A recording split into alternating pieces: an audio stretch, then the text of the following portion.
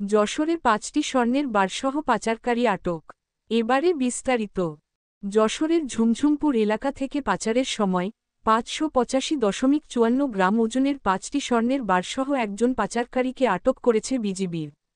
২৫শে জুন বুধবার ভোরে গোপন সংবাদের ভিত্তিতে যশোর ৪৯ বিজিবির ব্যাটালিয়নের একটি বিশেষ টহল দল অভিযান চালিয়ে তাকে আটক করে। আটক ব্যক্তির নাম ময়নাল মোল্লা, বয়স ৩৫। তিনি ঢাকার মিরপুর এলাকার বাসিন্দা। তার জুতার সোলের ভেতরে বিশেষভাবে লুকানো ছিল স্বর্ণের বারগুলো। প্রাথমিক জিজ্ঞাসাবাদে সে জানায়, ঢাকার গাবতলী এলাকার চোরাকারবারিদের কাছ থেকে স্বর্ণ সংগ্রহ করে সাতক্ষীরা হয়ে ভারতে পাচারের উদ্দেশ্যে নিয়ে যাচ্ছিল। বিজিবির জানায়, জব্দকৃত স্বর্ণের আনুমানিক মূল্য প্রায় ৮৬,৭৭,০০০ টাকা এবং সঙ্গে থাকা মোবাইলসহ মোট সিজারের মূল্য প্রায় ৮৭ লাখ টাকা। আটককৃতকে যশোর সদর থানায় হস্তান্তরের কার্যক্রম চলমান রয়েছে।